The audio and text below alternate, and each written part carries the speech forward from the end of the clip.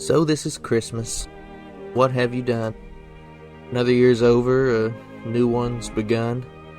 And so this is Christmas. I hope you have fun. The near and the dear one, the old and the young. Welcome, friends. It's that time of year again when houses, trees, and buildings are bedecked with a layer of colorful, twinkling lights. It's that time of year when snowflakes begin their gentle descent from the heavens, and happy homes filled with loving families huddle around the fireplace, safe from the cold layers of ice that cling to the world outside. And Mariah Carey comes back from out of the shadow dimensions to wreak havoc on the musical world. It is once again one of my very favorite times of year, and although themes of Sasquatch or bipedal wolfmen are rarely ever considered during the Christmas season, we here at the Cryptid Studies Institute always feel it incumbent upon ourselves to break the norms of society, and so, just like the last winter, we present to you the Cryptid Studies Institute Christmas Special. Welcome everyone to the Cryptid Studies Institute Christmas Special. I'm your host Elijah Henderson with my sister. I am Elijah's sister, Gabrielle Henderson. Your other host tonight. We want to welcome you to this special presentation that we have. It will be a little bit different than what you're expecting. Usually when a holiday special that we do comes around, we're 100% out in the field doing something, but we found that as the temperature has dropped, it seems like activity has, and possibly because of hunting season, activity has just dwindled. We were out a week or so ago, and there just really wasn't anything to be had, and I think a couple weeks before that we tried it, and nothing really to be had. So I think there was also some minor construction in the area too. Yeah, that's true too. So any of those factors can drive it further in the woods. Not all the time, but in this case, we did not get any activity. But sometimes change is a good thing, so we're presenting you guys a little something different to freshen things up. So we've got before us a veritable cornucopia of things we want to talk about with you tonight and share with you. Things from our traditions as Appalachians, as our family comes from the Appalachian Mountains. Things we've been up to. Folklore. We're going to be discussing a giveaway that we're doing on the channel. So you don't want to miss that on this video. Down in the comments, leave a comment, and we'll be selecting one person to win a quite spectacular Cryptid Studies Institute giveaway gift box. And whoever wins that, just insert a couple of weeks for it to get to you. We're still waiting on some stuff. It'll be a merry menagerie of some very awesome stuff. Absolutely. Well, Gab, do you want to start us off tonight by telling what have we been doing over the past couple of days? Well, we've actually been very busy over the past couple of days. Like he stated earlier, last weekend I believe it was, we did attempt an investigation, but it was rather chilly out. We didn't get to stay long, we didn't get much activity, but either way, we got out there, we had some fun in the woods, enjoyed the cold night air. And just to give you a quick idea of the temperatures around here right now, before she continues, this Thursday it's supposed to be between 5 and 8 degrees. It's supposed to be that cold, and we're potentially expecting snow in the next couple of days down here, so it may even be a white Christmas. You may notice I'm yawning a lot. That has a part to do with the fact that we spent the whole day obtaining another fireplace, so I'm a little tired. So excuse my yawns. Yeah, we've been running around like a chicken with our heads cut off all day. Getting things ready for Christmas. Getting things ready for Christmas, getting things ready for the cold, and just a lot of things. But you want to start us off at the beginning of the week, Gab? Absolutely. So at the beginning of this week, we got to do something very cool. We got to go to a natural, the Immersive King Tut exhibit. Basically, they projected all these incredible images on the wall and even the floor, showing the Egyptian underworld.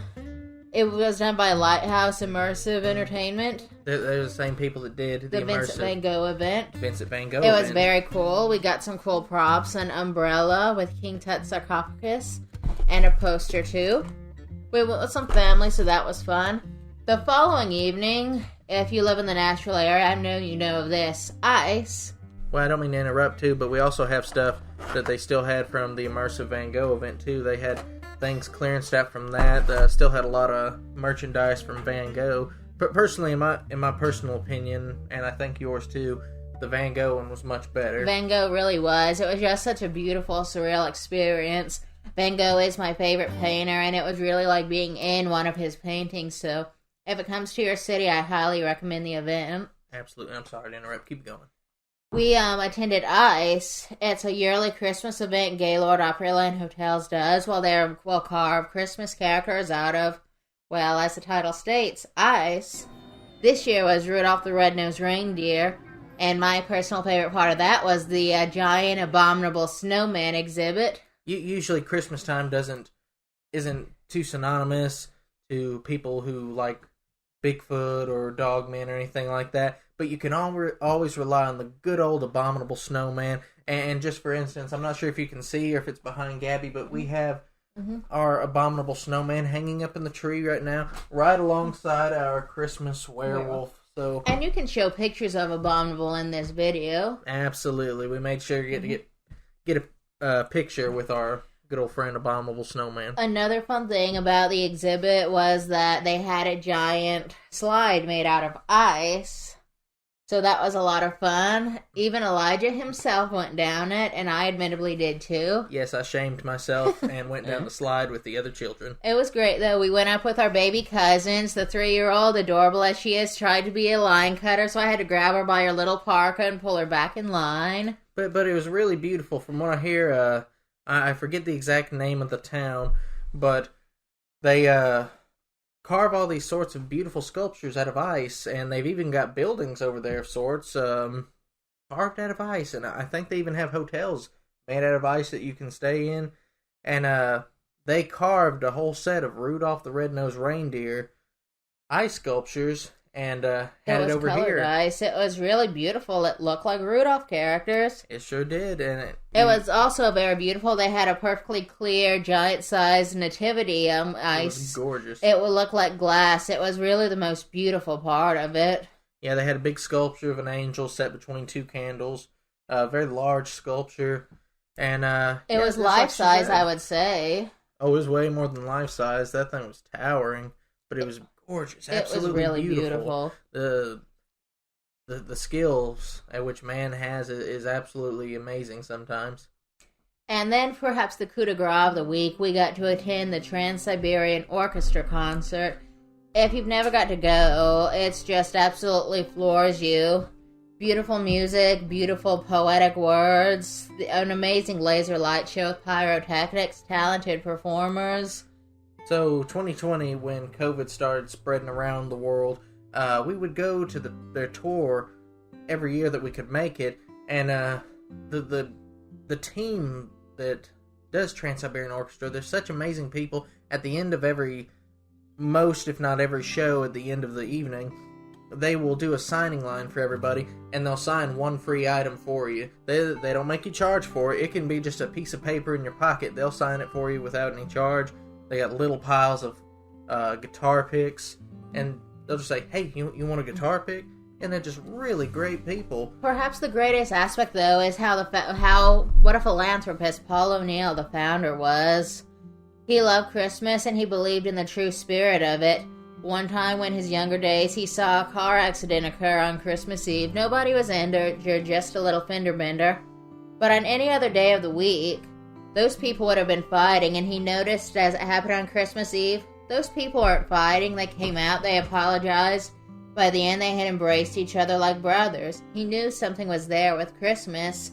He would donate millions of dollars to charity. He's even been known to take a coat off his own back to give a homeless person or the last money in his wallet because he knew he would eat later, but that homeless person may not. Paul and his concert was of such a special nature that every ticket that's sold for the event, and they'll sell out stadiums, $1 from each ticket will go to charity. A charity specific to the city they were performing in. Yes, and each concert, they would give Paul would love to inspire a love of music in children, so he would give one child a electric guitar signed by the whole band, and at the very end of the concert, you'd see the kid come up holding it up in the air like that on stage.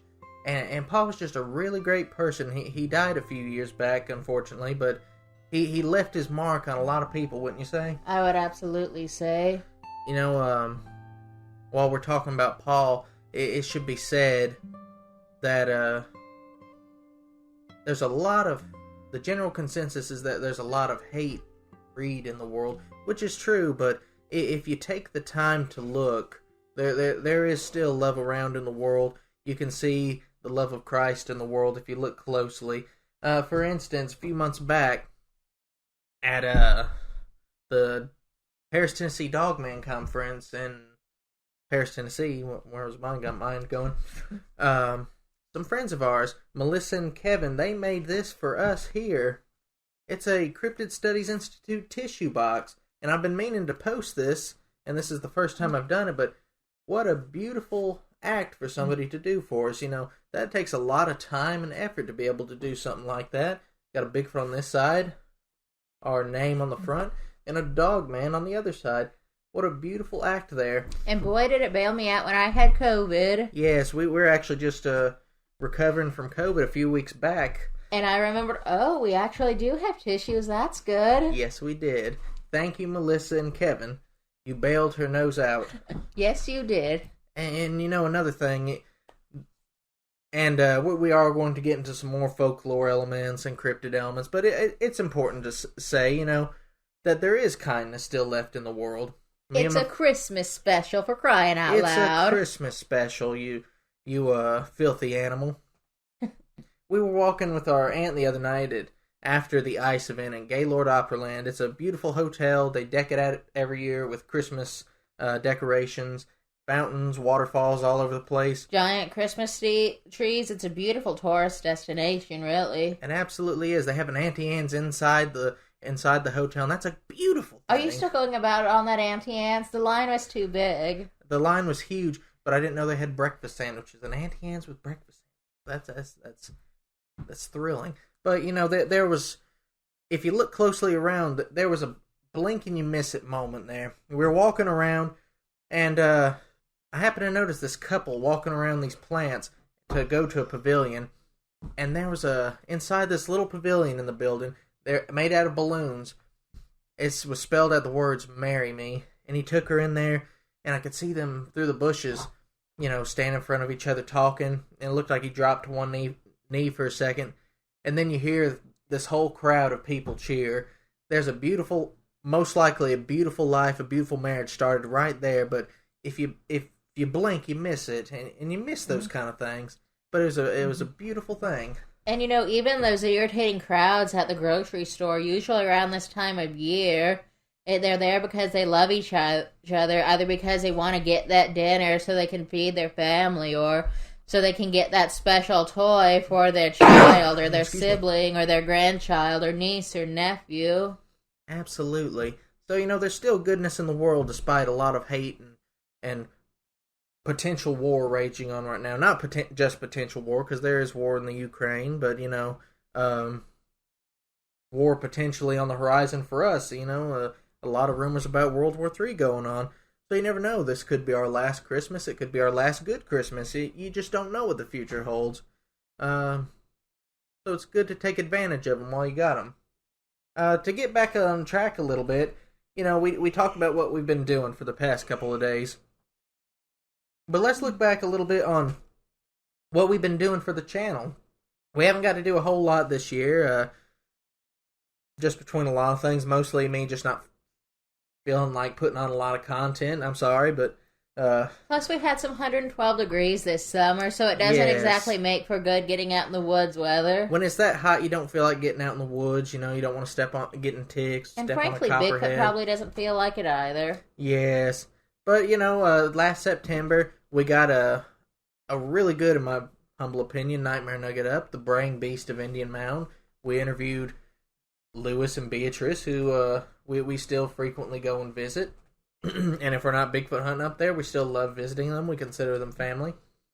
And we did do several interviews also this year. They have not yet been posted to the channel, but we do have the interviews recorded, and they are going to be on the channel in the coming year. At least one gentleman that I remember, I still got to get his video cut and get it online. Let's see here. We, in fact, have an interview coming up for you later in this video. We just got a video up where we went out on Halloween, and it was it sort of served as a Thanksgiving Halloween special. We posted content that was early research videos from my dad in the early 2000s when he went on a gentleman's property that was having a lot of aggressive Bigfoot activity, actually, with his dear friend, and really he'd be family to us, but unfortunately he's passed, Jose Agostini. Let's see, we went to and visited a supposedly haunted cabin in Land Between the Lakes. We didn't do any kind of ghost investigation. I don't believe in ghosts. I believe in spirits of devils working miracles, appearing as the dearly departed, but we won't get into that right now. It was still a really cool cabin, and it would be great for camping on a Bigfoot or Dogman investigation trip, and we hope to go there next year if we are able to. So unfortunately, we haven't done a whole lot this year, but I believe what we have done is it's been decent. It's not too bad, and yeah. So that's what we've been up to, and we've got other plans, but haven't got them either filmed or posted.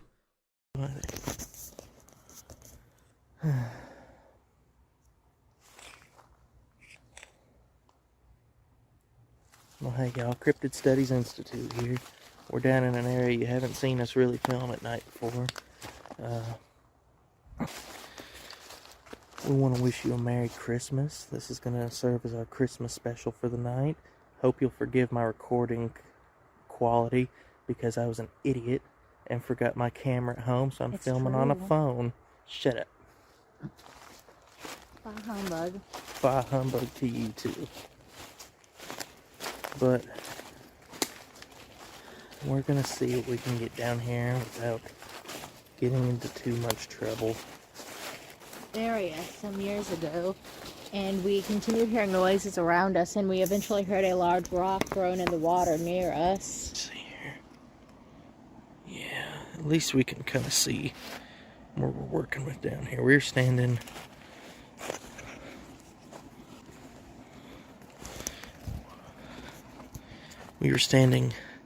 right over here, I believe, and from out of nowhere a big old rock came and flew and hit the water down here.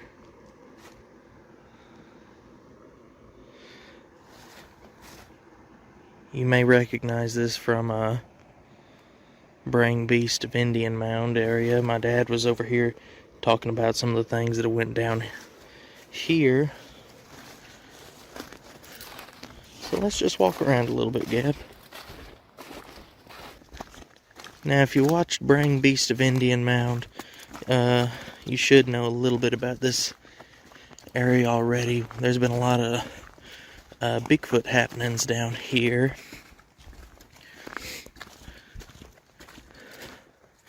Jose Agostini that we talked about from that video, I believe he was down here and heard some roaring, if I'm unmistaken.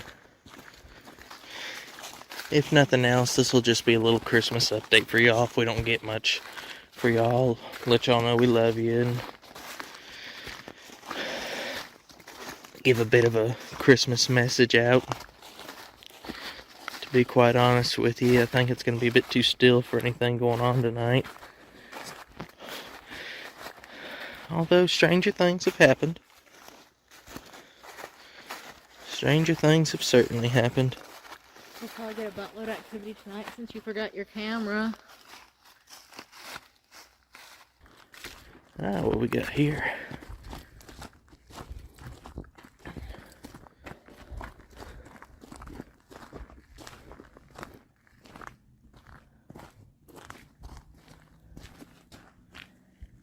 Oh, it's just a light in the distance.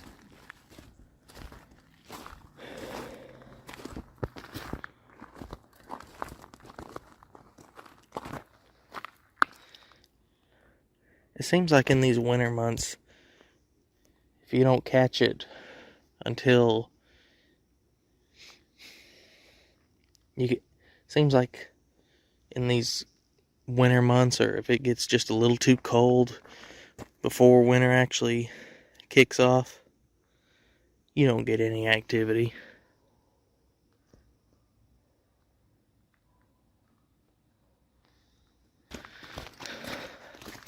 So I have heard reports of somebody seeing something big and hairy swimming across the pond over here before, and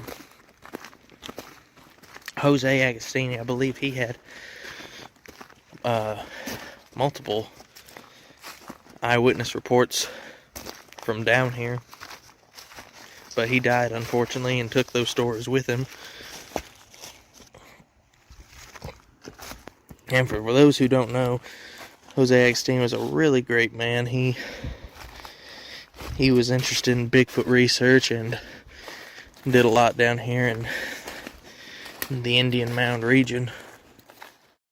Elijah, would you like to show them some of the things we are going to have in our giveaway box? So yeah, let's talk for a minute about that giveaway box. We've taken great lengths with this box to put some very exciting things in there. Whoever that lucky person is, I hope you'll enjoy it. Let's start with the books. Everybody loves books. I love books. You can't go wrong with Barton Nunley's immortal classic, The Inhumanoids. That is what you'll find in this giveaway box. Gives a lot of folklore history on what he would call the Inhumanoids. You know, Dogman, Bigfoot,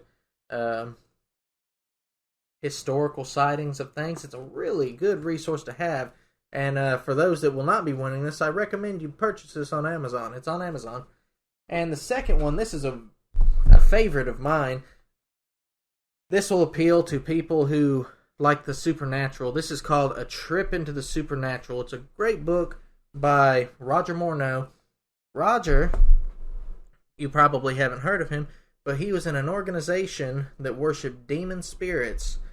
And he got out of that organization by the power of Jesus Christ, and he revealed all the things that was shown to him, and there's a lot of interesting, startling things in there. He's been interviewed on YouTube for anybody that wants to go watch him, but I've read most of his books in a couple of months because I love his content. But for those who are interested, go check out A Trip into the Supernatural. This isn't a very expensive book, so do yourself a favor, read this book.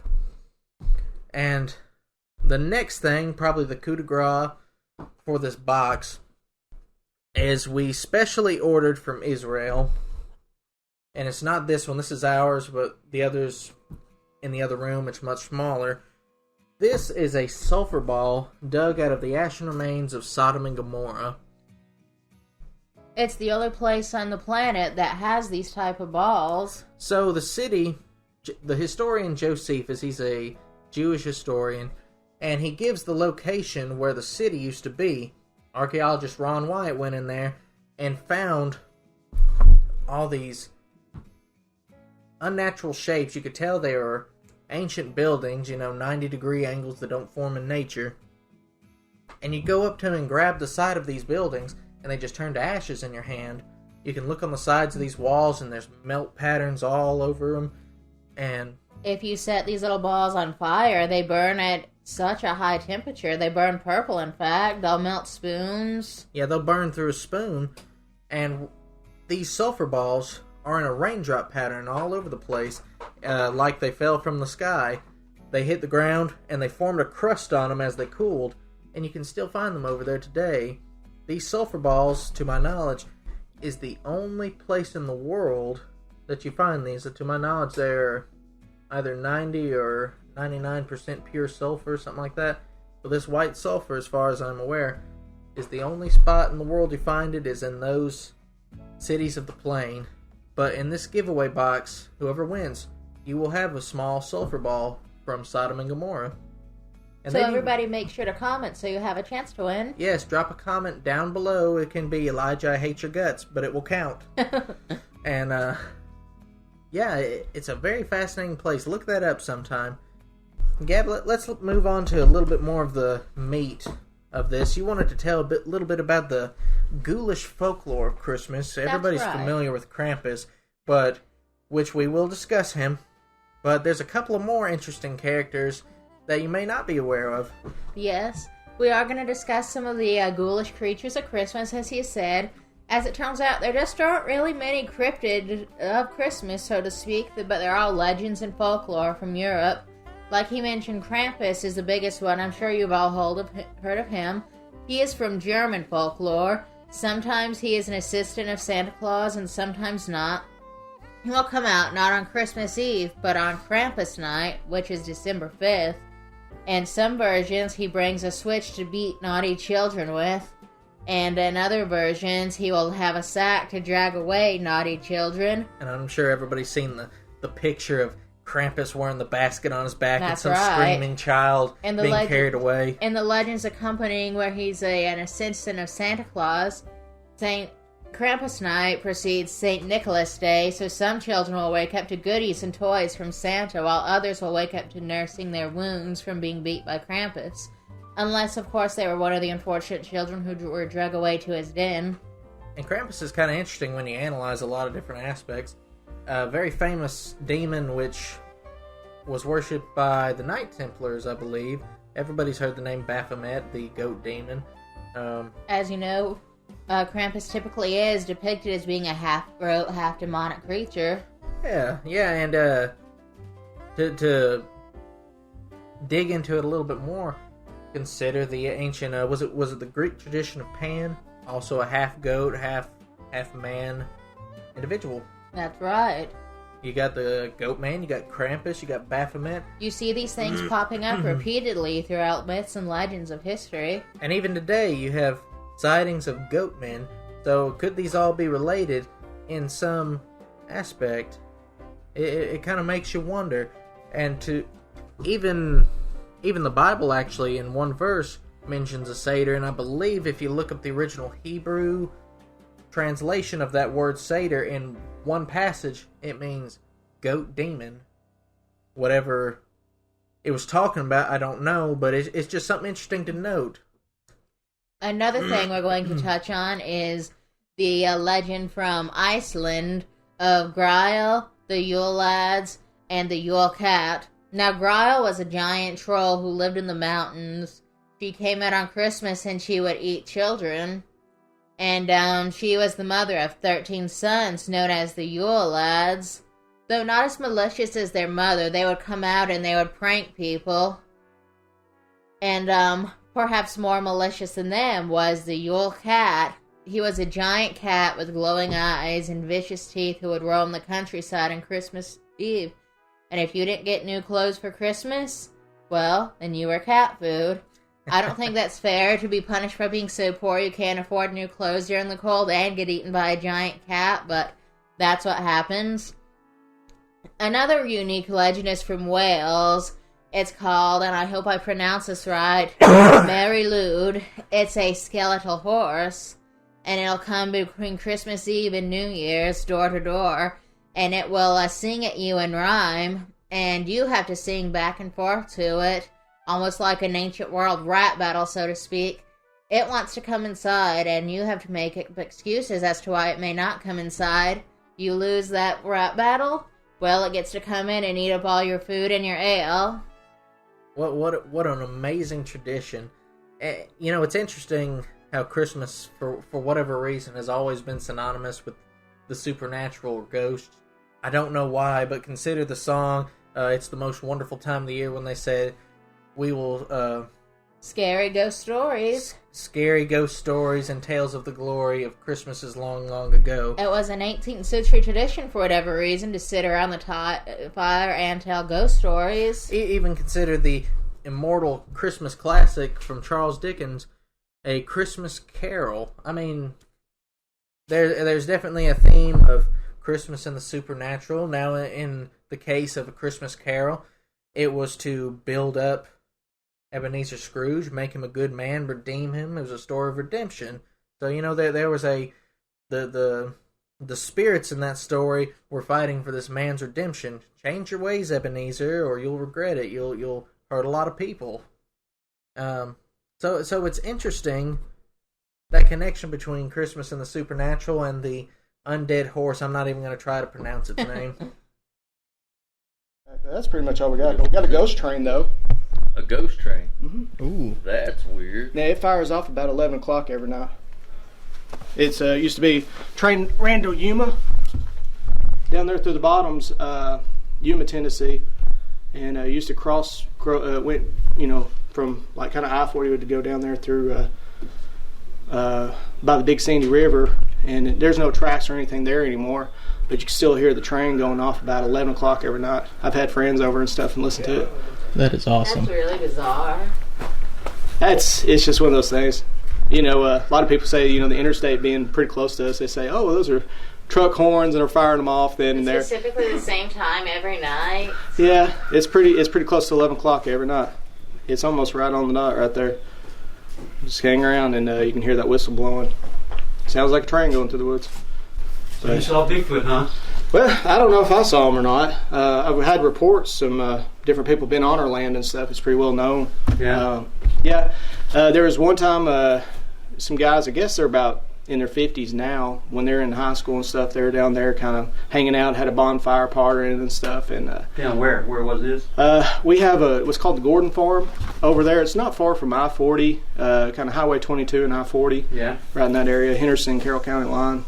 And we have Big Sandy and Mud Creek that are property lines over there. Now, Big Sandy, there's a lot of reports of Bigfoot down there. Yeah, I haven't had any encounters or heard anything recently, so I don't know if he moved on or they don't move on. Well, he might have passed away then. That's possible. Now, see, we used to have Bulldog.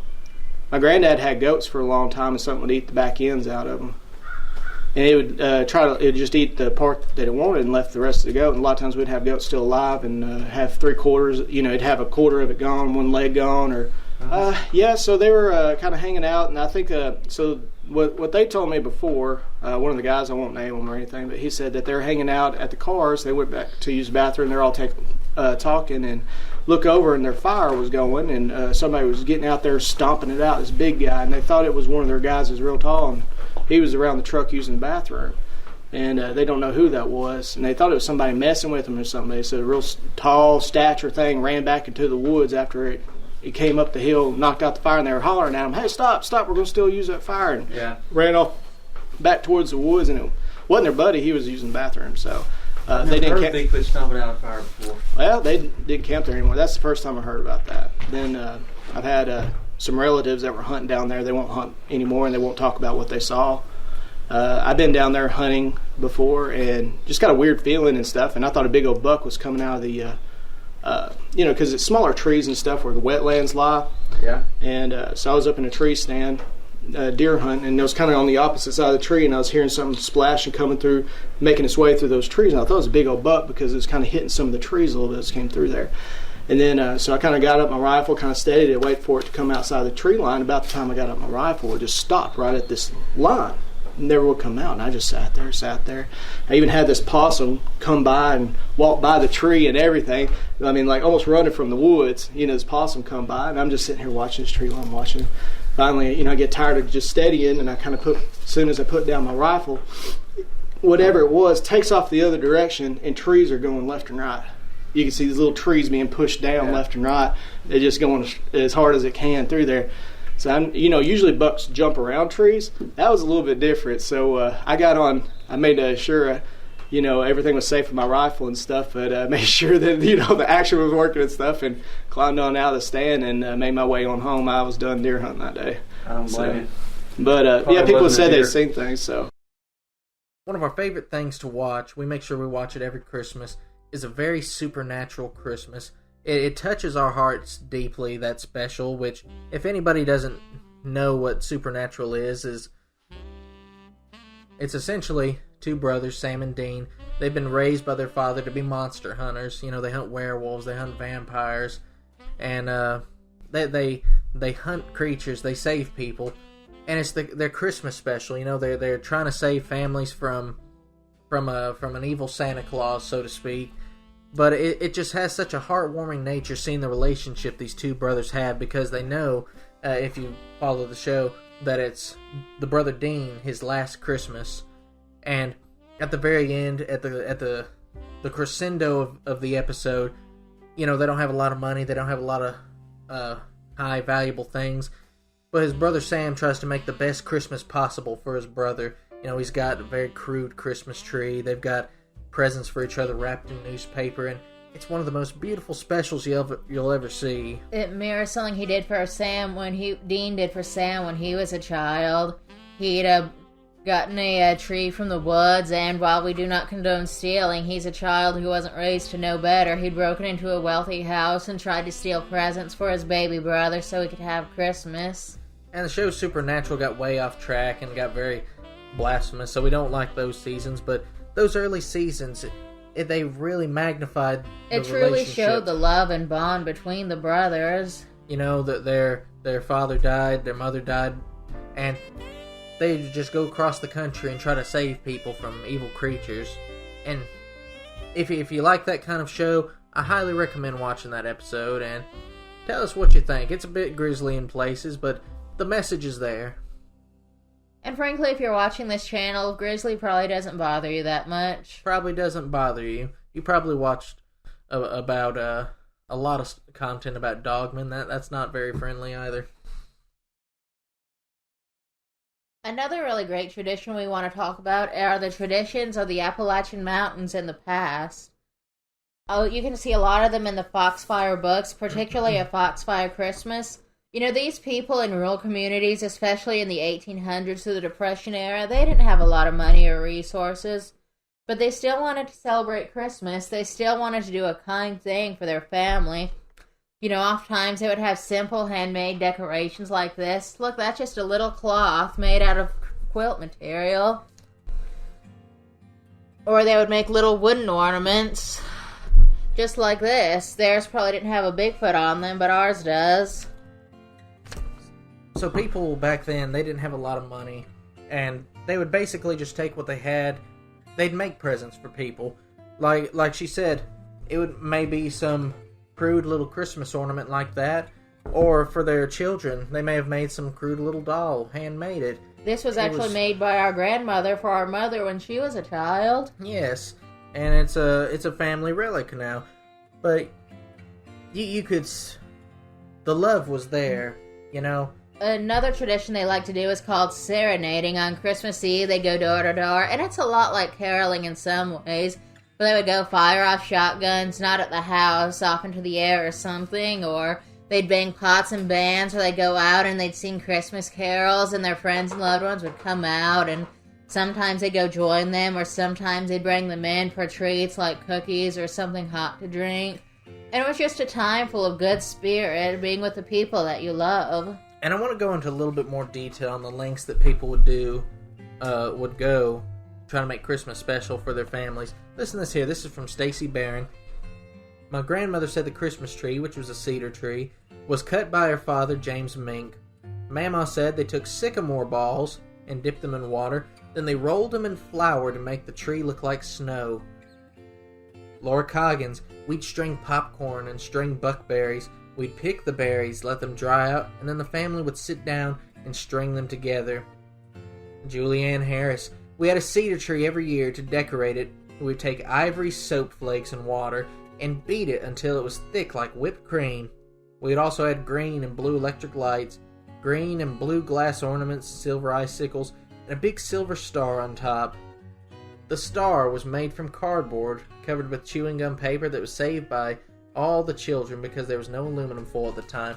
So it was common for them to take the reflective foil from cigarette cases, boxes, whatever, and they would save up these aluminum foil sheets until Christmas, and they could make ornaments. They might make the Christmas tree star, but there was a lot of love that went into that. And going a little bit further, this is a tradition that in our teen years my dad taught to me and Gabby. The stocking in Appalachia wasn't particularly dignified. It wasn't like the big red sock that we use today. It would just be a average sock, tube sock, whatever. But they would stuff it with some things that are entirely unlike what kids would get today. But it was special to them. They'd put in an orange. You know, oranges weren't particularly common back then. They may have had to specially order them or specially acquire them. Well, they would often come to the general stores around Christmas time, but that was pretty much the only time of year. And for kids back then, this would have been like a candy. It would have been a special treat for them. And the piece that always sticks out to me, in my personal opinion, is in the stocking. they would include a Brazil nut. Now, I'll be honest with you, I'm not sure of the significance of the Brazil nut, but they would really put that just in a rare there. treat. A rare treat. They would usually have, like, stick candy, or they would have a penny. If they could afford it, there might be a simple toy or a pair of new gloves. Sometimes they may have had the big peppermint sticks in there, and they might break it in half and give it to one kid and another kid. But it was a very interesting tradition, and unlike our stockings of today, which are filled with a lot of commercialized garbage, but you could see the unique love and nature that went into these. Now, this next point that we want to touch on is interesting to me and Gabby, and I believe it will be interesting to a lot of people out there, but there's some that probably won't appreciate this, and, to each their own.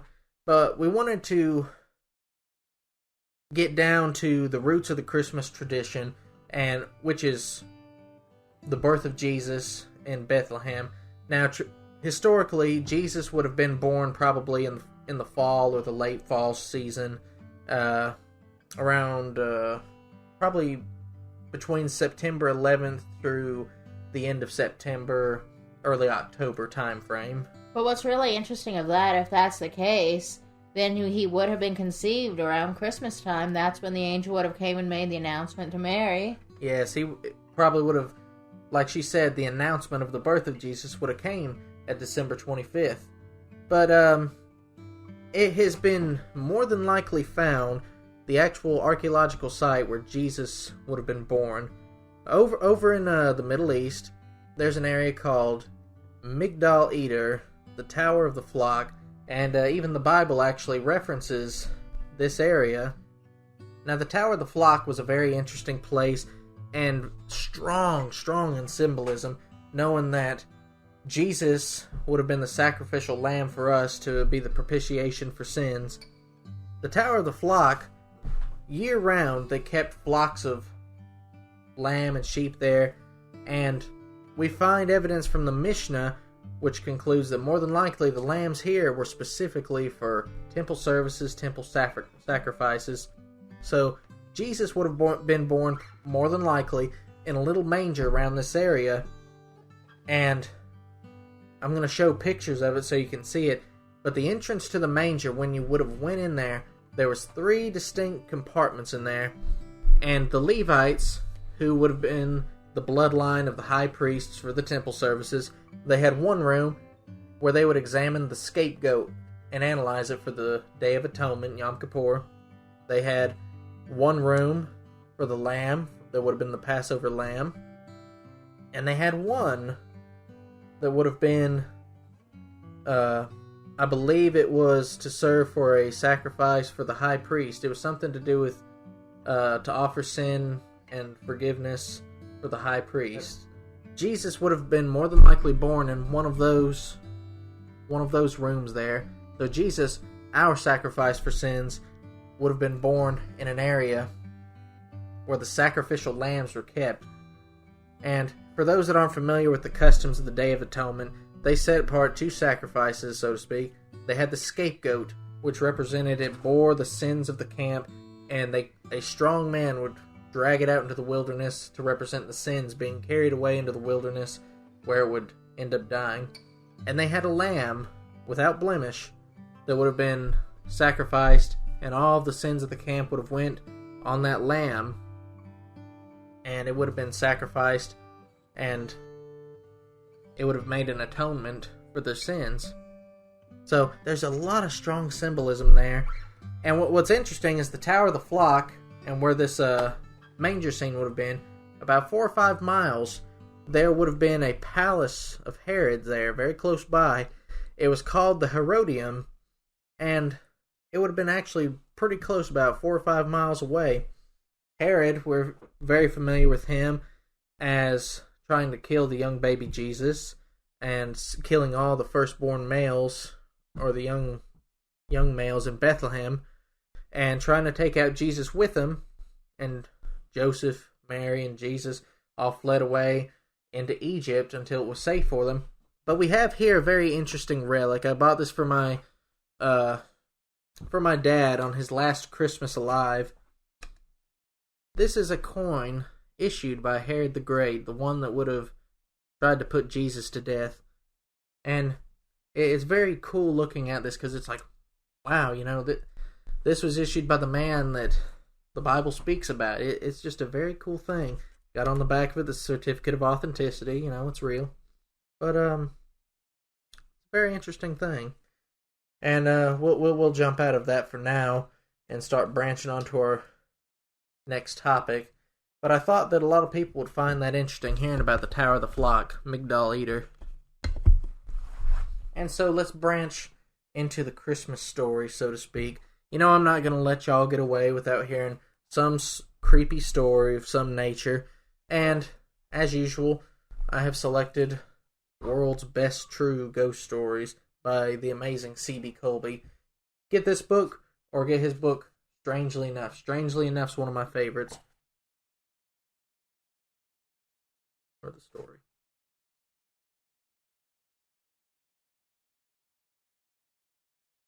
And today we'll be hearing about a historical tale of a whole community disappearing.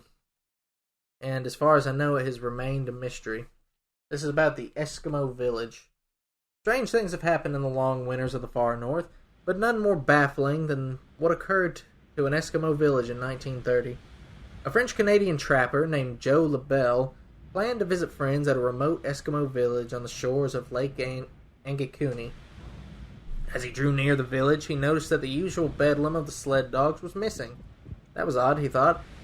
And as he approached the little cluster of low sod huts and crude tents spread along the frozen lake shore, near the first hut he called a greeting, but no answer came.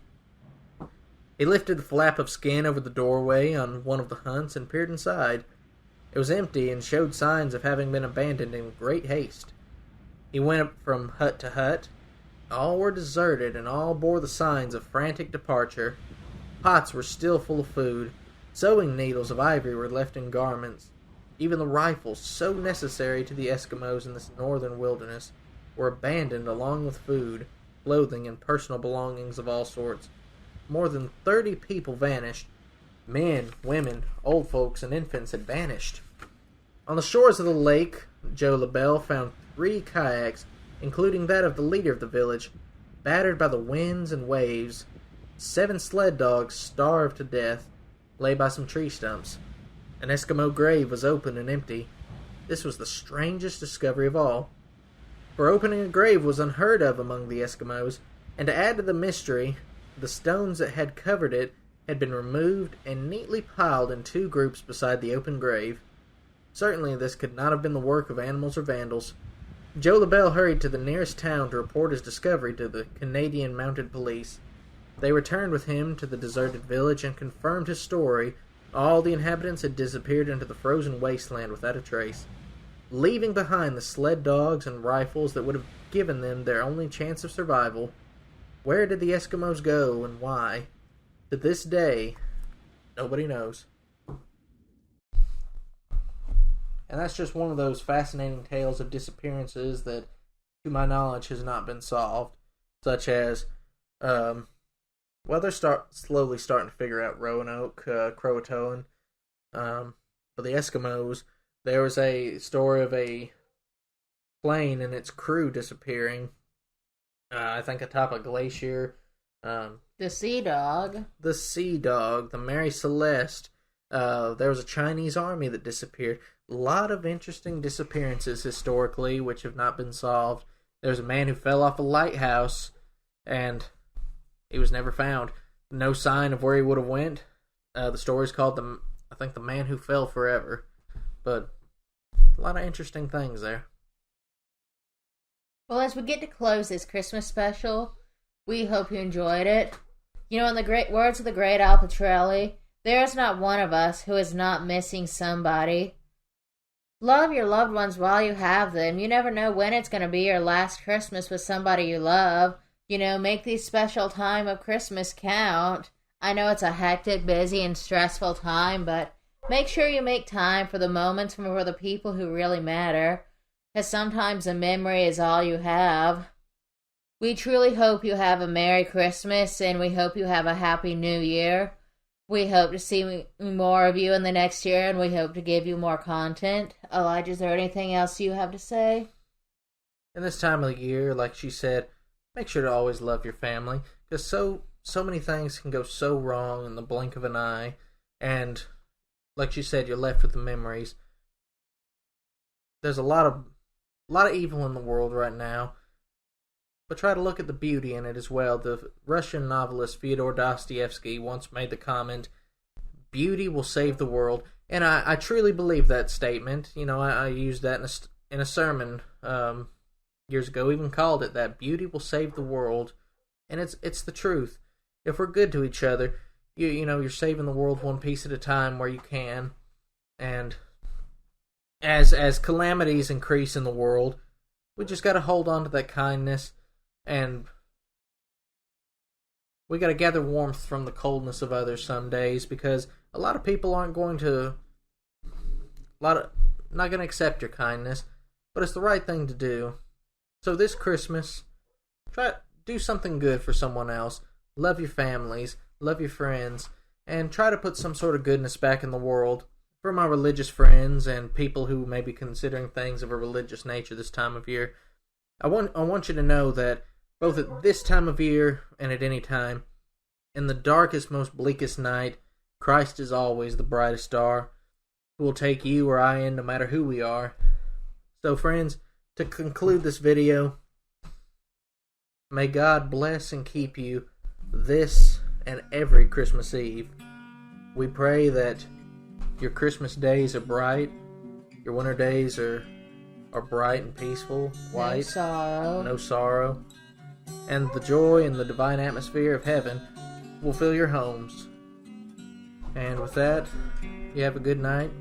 Gab, you want to go watch another Christmas special? Yeah, I do. Merry Christmas.